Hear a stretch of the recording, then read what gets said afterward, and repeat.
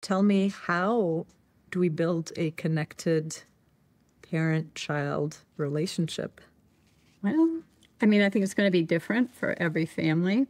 For many families, it's observing many of the ancient ways of being with children, that when children were born at home, when they were breastfed, when they were with the family, connection just happened. It wasn't that our great, grandparents knew about connection or bonding. It just happened by the way we lived.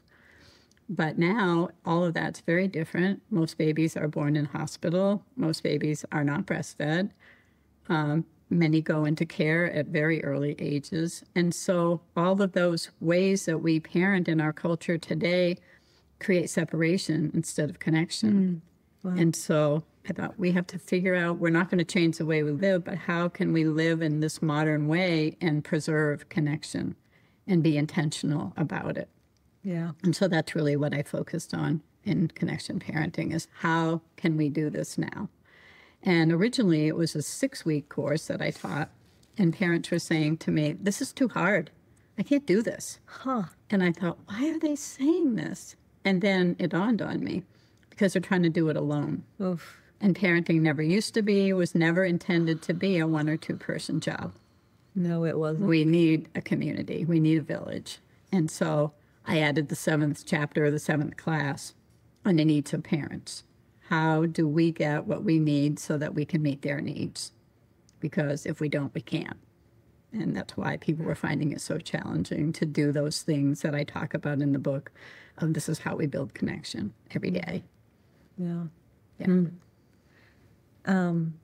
So how do we build connection every day? How do we do that? How do we do that? Really one-on-one time with each child every day. That is what gives them the very clear message that they matter, that they're important. And, the ideal would be at least 10 minutes a day. That's just, we're not looking at screens. We're totally focused on being in relationship with them. And I love a story that Stephen Covey told in his 7 Habits of Highly Effective Families. He tells a story about this man's son was just so into baseball. He loved baseball so much, but he wasn't very good at it.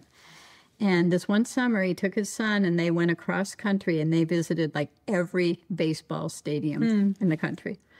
And when he came back that fall, he was a professor, and one of the other professors said, so what did you do this summer? And he said, I took my son and we went to every baseball stadium. And he said, I didn't know you were that into baseball. And he said, I'm not, but I'm that into my son. Aww. And I love that story so much, because that's how we do it. It's like, listen and watch what they love and join them there. Oh, I love that. And people have asked, is what you describe as connection parenting, is it authoritative parent?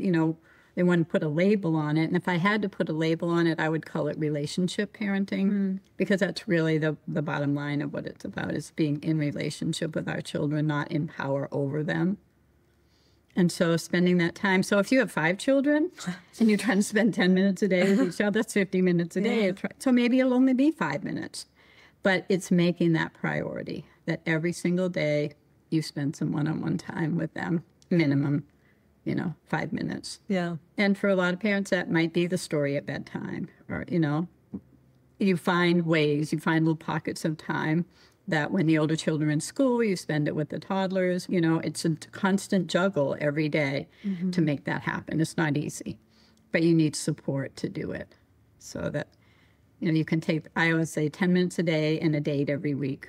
And a date could be anything. It could be going to the library. It could be going out for coffee, hot cocoa, whatever, but just where you single them out. And for some children, it's going to the dump with dad. It doesn't have to be Disneyland. It just needs to be that it's you and me, and we're having special time together. Yeah, you definitely need a support system to make that happen. You do.